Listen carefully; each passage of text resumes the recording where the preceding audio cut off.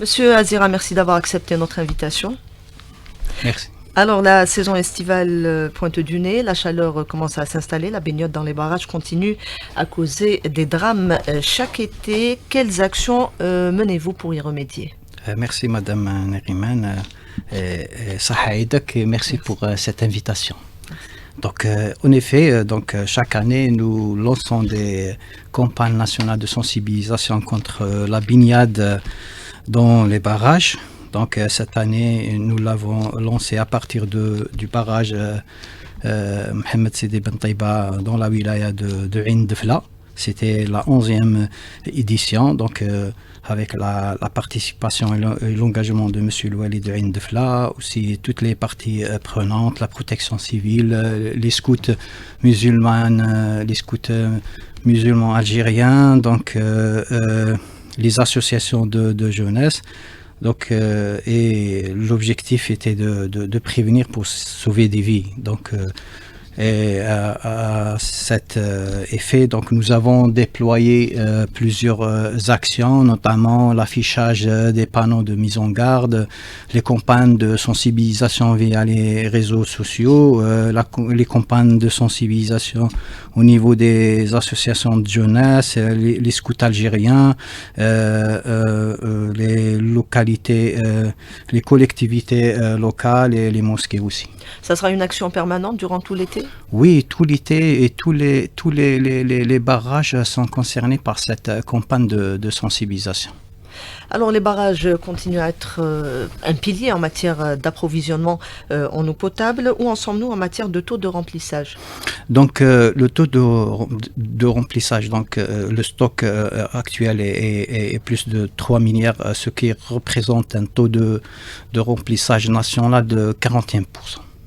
41% national, avec Ouais. peut-être des disparités? Effectivement, il y a des disparités, donc il y a des régions où il y a un niveau quand même acceptable, il y a même des barrages qui sont remplis à 100%, d'autres ils sont en déficit, effectivement. 100%, généralement, c'est l'Est du pays. C'est l'Est du pays, effectivement. Si on prend l'Ouest? L'Ouest, cette année, c'est un peu mieux par rapport à l'année passée, mais quand même, il y a un déficit. Djorf Torba, surtout, qui Djouf, enregistre... surtout, effectivement, madame, vous êtes bien renseignée. Donc, effectivement, Djorf Torba, il a quand même enregistré un taux de remplissage très satisfaisant. Est-ce qu'on peut avoir une idée du taux ou du pourcentage de l'eau stockée des réserves qui est dédié à l'irrigation? Donc, bon, dans nos barrages, donc il y a une quantité qui est allouée donc pour l'alimentation en eau potable et d'autres pour il y a même des barrages qui sont dédiés uniquement pour l'irrigation.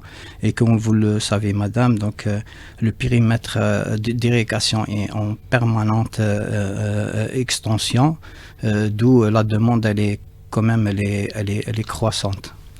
En matière d'approvisionnement, il y a donc les barrages, il y a les eaux non conventionnelles, dessalement, les eaux épurées traitées. Les barrages restent premiers en la matière? Oui, les barrages, vous savez, les barrages, c'est des ouvrages stratégiques qui participent au développement de l'économie du pays. Ils garantissent l'alimentation en eau potable, aussi l'irrigation et tout à fait. Donc la mise en service des différentes stations de dessalement, certainement, ça va contribuer pour préserver encore plus les eaux superficielles. L'Algérie fait partie des pays qui sont affectés par les changements climatiques. Est-ce que ces bouleversements impactent justement les réserves en Algérie? Comme vous le savez, Madame Neriman, l'Algérie donc fait partie de la région MENA et cette région, c'est une zone, elle est parmi les zones les plus arides. Donc effectivement, les changements climatique, donc il y a le stress hydrique et parfois il y a des crues, des pluies torrentielles qui provoquent des crues. Donc on est en permanence, donc on surveille tout ça de près et en constante vigilance. Avec l'augmentation des températures, il y a également le problème de l'évaporation. Oui. Est-ce qu'il y a des projets pour remédier? Oui, bon, le phénomène d'évaporation, c'est un phénomène naturel et il est accentué surtout dans la période des grandes chaleurs. Donc vous savez, Madame Neriman, donc il est plus facile de couvrir une piscine pour limiter le phénomène d'évaporation par une bâche, mais pour un barrage, vous savez, sa superficie, donc elle est de centaines, voire des milliers d'hectares. Donc il y a des études, mais voilà, c'est en phase d'études, on essaye pour limiter ce phénomène. Quand vous parlez d'études, est-ce que vous faites référence au projet de toiture photovoltaïque? Voilà, nous avons un projet pour l'installation des toitures photovoltaïques, mais ces projets, c'est surtout pour la production d'une énergie électrique et d'une paire de coûts. Donc, ça va permettre aussi de limiter l'évaporation dans nos barrages. L'envasement des barrages, un autre défi. Quelle stratégie adoptez-vous pour prolonger la durée de vie des barrages? Madame Neriman, vous avez touché un point qui nous préoccupe beaucoup. Donc effectivement, ce phénomène d'envasement, c'est l'ennemi 1 de nos barrages, surtout pour les barrages les plus anciens. Donc effectivement, on a des études, on a même des actions curatives, des actions préventives. Donc les actions curatives, donc régulièrement, on mène des campagnes de dévasement, donc en fonction de taux d'envasement. Aussi, il ne faut pas oublier que ça coûte cher, ces opérations de dévasement. Donc c'est pour ça qu'on fait des optimisations. Aussi, à titre préventif, donc on fait le reboisement au niveau depuis 2016 à ce jour, en collaboration avec nos amis des services des forêts. Donc on a implanté environ 3 millions d'arbres. Pour justement cette problématique d'envasement des barrages, est-ce qu'on peut aujourd'hui prévoir des solutions à la conception? Est-ce qu'elles existent, ces solutions? Donc c'est le problème, il faut comprendre que bon, le phénomène d'envasement, c'est un phénomène naturel. Donc c'est quand il y a des crues, donc il y a l'enrachement du sol avec les et c'est un phénomène. Donc on essaye le phénomène d'érosion donc par le reboisement tout au long du bassin versant. Il y a aussi des actions préventives qu'on est en train d'étudier pour minimiser ce phénomène d'envasement. Enlever la vase? Ouais. Les sédiments? Oui. Où va cette vase? Voilà, pour cette vase, donc, comme elle est riche en matière organique, il y a des prospections pour qu'elle soit acheminée vers des terrains agricoles. Aussi pour les cimenteries, c'est un bon... Source d'énergie. Oui. Alors, l'investissement dans les transferts d'eau, peut-on parler d'une forme de solidarité des territoires? Hydro-solidarité. Oui, donc Madame Neriman, donc vous savez, la politique de notre secteur justement, c'est l'hydro-solidarité, c'est les interconnexions entre les barrages et même c'est l'application des orientations stratégiques de Monsieur le Président de la République. Donc il y a beaucoup de projets interconnexions entre les barrages, donc qui sont en excédent et d'autres barrages qui sont en déficit pour garantir cette solidarité.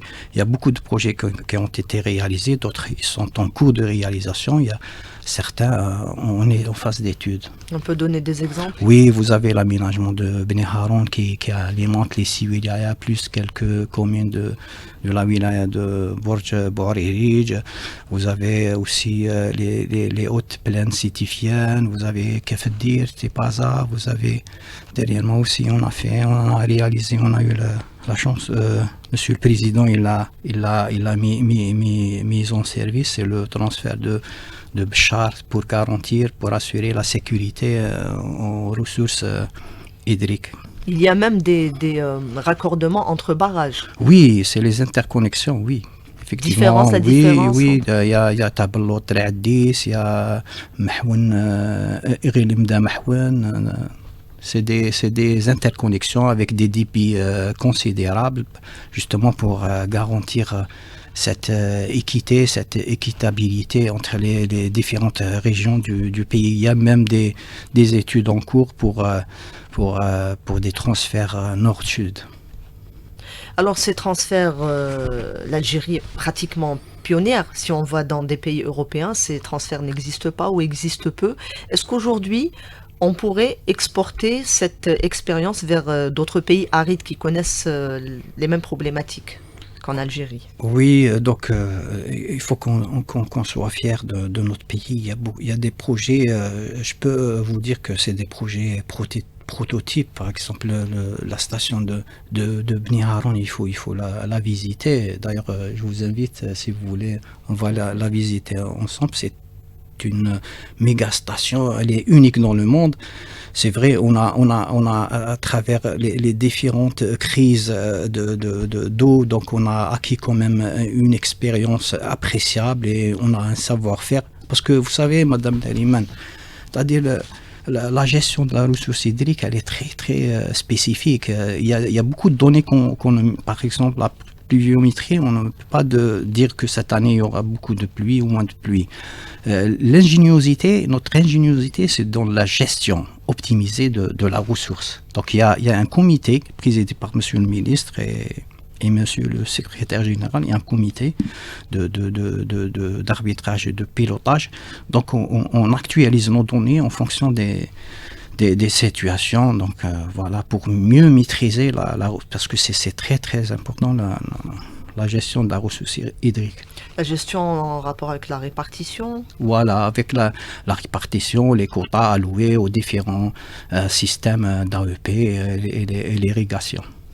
Monsieur Abdelatif Azira, je rappelle que vous êtes directeur général de l'ANBT, l'Agence nationale des barrages et transferts. Vous êtes notre invité ce matin, la suite de l'entretien dans quelques instants. Monsieur Azira, vous évoquez il y a quelques instants Bni Haroun comme modèle particulier, comme modèle unique. En quoi se distingue-t-il ? Donc le système Bni Haroun, c'est quelque chose d'unique. C'est un prototype unique dans le monde, donc qui peut transférer 900 000 jusqu'à 1 million de mètres cubes jour et qui alimente comme je disais tout à l'heure, donc il assure l'alimentation en eau potable des 6 wilayas, voire 7 wilayas de l'Est du pays. Par des transferts essentiellement. Oui, et non des interconnexions, pour expliquer à l'auditeur qu'il y a une différence. Oui, c'est un transfert direct. Et on a d'autres études justement pour interconnecter, d'autres pour alimenter les wilayas on a une étude pour alimenter la wilaya de Beskra, Msila, et voilà. Toujours à partir de Bni Haroun. Toujours à partir du barrage de Bni Haroun. Parce qu'il veut dire que c'est un projet qui va grandir. Oui, encore. Il va grandir, il va s'étendre à d'autres régions. Monsieur Azira, comment réduire la facture énergétique aujourd'hui, celle liée justement à la gestion des barrages et des transferts? Donc, comme je vous ai dit, donc on a des études en cours pour installer des panneaux solaires justement pour s'autoproduire de l'énergie électrique et ça va réduire certainement la facture qui est quand même importante. Peut-être aussi optimiser les créneaux de pompage. Oui, donc voilà, c'est toute une gestion intégrée et optimisée. Quelle est la portée économique des barrages au-delà de leur rôle hydrique ? Donc les barrages contribuent directement dans le développement du pays, donc en garantissant les eaux pour l'irrigation. Donc comme je vous ai dit aussi, donc les périmètres d'irrigation sont en nette extension, donc qui va produire des produits agricoles et ça va indirectement ou réduire les factures d'importation des produits agricoles. L'aquaculture, à titre d'exemple. Oui, donc on a à la MBT, donc nous avons créé une filiale aquapêche, donc justement pour tout ce qui pêche continentale, et nous avons aussi en cours de réalisation une ferme pilote aquacole pour l'élevage des poissons tilapia qui sont très demandés sur le marché. C'est une activité présente sur de nombreux barrages? Oui, bon, pour le moment, c'est au niveau du barrage à Tlemcen. Donc, c'est une ferme pilote, et on va certainement, donc on va reproduire l'expérience sur d'autres barrages. Il y a également la pêche? La pêche, oui, la pêche continentale, c'est au niveau de plusieurs barrages, donc on fait la pêche des poissons d'eau douce. Est-ce qu'on pourrait envisager avec peut-être d'autres secteurs, les secteurs concernés, de développer d'autres activités en parlant de tourisme, d'activités aquatiques avec le secteur des sports? Oui, donc on est tout le temps sollicité par nos amis des services de sport. Donc il y a des activités sportives, nautiques, donc on leur délivre systématiquement des autorisations pour animer ces événements, donc avec plaisir. Il y a aucun contrainte par rapport. C'est juste, il faut qu'ils respectent les consignes de sécurité. Pour l'Agence nationale des barrages, est-ce qu'elle investit aujourd'hui dans les nouvelles technologies pour la gestion, à titre d'exemple? L'automatisation peut-être? Oui, dernièrement, donc l'Agence nationale des barrages, on a conclu un protocole d'accord avec nos amis chinois, justement pour intégrer l'intelligence dans la gestion de nos barrages. Aussi, nous avons un projet avec nos amis du Centre de recherche scientifique donc le projet est bien avancé pour la réalisation d'un drone pour la levée bathymétrique. Pour les futurs barrages en projet, est-ce qu'on pourrait penser à un système de gestion différent, une gestion intelligente, c'est-à-dire prévoir dès la conception? Oui, c'est notre objectif. Il faut l'AMBT doit aussi s'adapter aux nouvelles technologies. Il faut bien sûr, la gestion classique, elle a démontré ses limites, et on est obligé de nous adapter à la nouvelle technologie. Concernant la formation, vous y contribuez? Oui, formation spécialisée, bien entendu. Donc, on a des étudiants des différentes universités qui viennent faire des stages de fin d'études et des stages pratiques à notre niveau. Est-ce que le secteur, les barrages peuvent aujourd'hui constituer un vivier pour l'emploi, notamment pour les populations rurales? Oui, on peut développer des activités au niveau des barrages, des activités touristiques, de loisirs. C'est en étude, donc on est en train d'étudier et d'explorer toutes ces pistes pour que le barrage soit plus créatif, plus rentable et dégage des bénéfices. Alors l'Algérie est une région sismique, bien entendu. Les barrages sont des projets, des ouvrages colossaux. Quelle est la stratégie de l'ANBT pour la surveillance des barrages anciens notamment, et qui pourraient être exposés à ces risques? Donc en effet, l'Algérie c'est dans une région très sismique, donc par rapport à ça, je peux vous rassurer nos chers auditrices, auditeurs, que l'AMBT donc a déjà à la base, à la conception, donc nos barrages répondent à des normes de sécurité très rigoureuses et très strictes, donc on ne joue pas avec ces aspects. Et aussi donc ça c'est déjà en phase d'étude et conception réalisation, et en phase d'exploitation. Donc dès qu'il y a un séisme détecté, donc il y a toute une procédure d'auscultation, de visite pour voir, mais jusqu'à présent, Dieu merci, alhamdoulilah, on a enregistré aucun, je dis bien aucun problème par rapport à ça. Un autre risque, ce sont les crues avec les changements climatiques. Est-ce qu'il y a un plan de gestion qui est actualisé régulièrement? Oui, tout à fait. Donc, le problème des crues, c'est récurrent. Donc, il y a des études pour limiter ces impacts. Donc, à travers d'installation des diguettes au niveau du bassin versant. Vous savez aussi, le barrage, il est conçu aussi pour réguler ces crues. Et bien sûr, sa mission principale, c'est de stocker de l'eau, mais aussi de réguler les crues. Stocker de l'eau, l'eau qui devient denrée rare, peut-être des actions également de sensibilisation par rapport à l'utilisation, rationalisation, gaspillage. Oui, justement, vous avez bien fait de soulever cet aspect très, très sensible et très pertinent. Donc, à travers votre radio, je sollicite nos citoyens de faire très, très attention en termes de rationalisation et éviter le gaspillage parce que c'est une source très vitale et elle se raréfie de plus en plus. D'autant, vous le disiez tout à l'heure, la pluviométrie, les pluies sont imprévisibles aujourd'hui. Il n'y a pas que la pluie qui peut alimenter les barrages, il faut le préciser. Il y a la fonte des neiges, oui, notamment. Oui. Voilà. D'où la nécessité aujourd'hui de préserver la ressource en faisant une nouvelle fois appel à nos auditeurs, aux citoyens, aux consommateurs, notamment à la veille de cette saison estivale, Monsieur Azira. Oui, donc je profite de cette occasion de sensibiliser nos citoyens pour éviter le gaspillage et mieux préserver cette ressource très très précieuse. Et dont la production est également coûteuse. Oui. Il faut connaître que des efforts considérables sont déployés par notre État pour garantir l'alimentation et la sécurité hydrique à nos citoyens.